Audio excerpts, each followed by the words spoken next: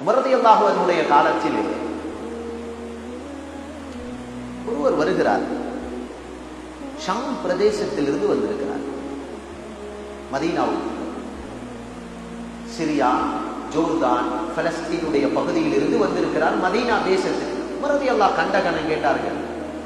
வெளியூர் சகோதரர் அல்லவாதி. ஆம் அமீருல் முஃமினீன், வெளியூரில் இருந்து வந்திருக்கிறேன். என்ன காரணம், என்ன தேவை? சொன்னார்கள், நான் இவ்வளவு தூரம் பயணித்து வந்திருப்பது, மதீனாவிலே மூத்த சஹாபாக்கள் இருக்கிறார்கள். சஹாபாக்களை சந்தித்து அவர்களிடம் ஒரு சில மார்க்க விடயங்களை படித்து, குறிப்பாக எனது அத்தஹியாத்தை திருத்த வந்திருக்கிறது. சுப்ஹானல்லாஹ்.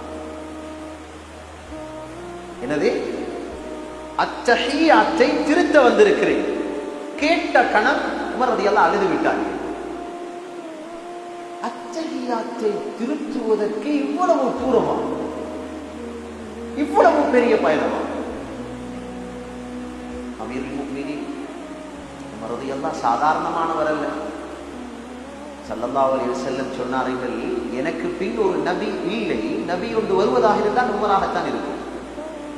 ஒவ்வொரு நபிக்கும் அல்லாஹ் சில தோழர்களை கொடுத்திருந்தான். அந்த தோழர்களுடைய நாவினால் மலக்குகள் பேசுவார்கள். உமர் ரலியல்லாஹுவை காட்டி சொன்னார்கள். அதில் ஒருவர் உமர் என்று சொன்னார்கள்.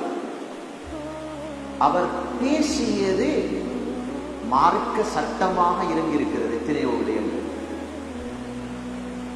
மலக்குகள் பேசுவார்கள் என்று சொன்னார்கள்.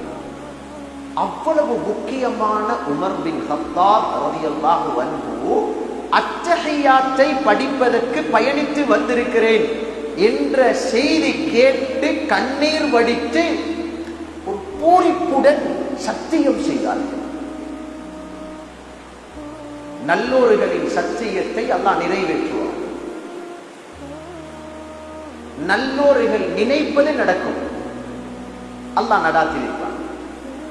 உமர் ரலியல்லாஹு அன்ஹு சத்தியம் செய்துவிட்டு சொன்னார்கள், அல்லாஹ்வின் மீது சத்தியமிட்டு சொல்கிறேன் தோழரே, அஹ்தஸிப் அலல்லாஹ், நாளை கியாமத்திலே அல்லாஹ் இந்த ஒரு பயணத்தை மையப்படுத்தி உமது முழு பாவத்தையும் அல்லாஹ் மன்னித்து உங்களை சொர்க்க நுழைவிக்க இது மாத்திரம் போதும் என்றார்கள்.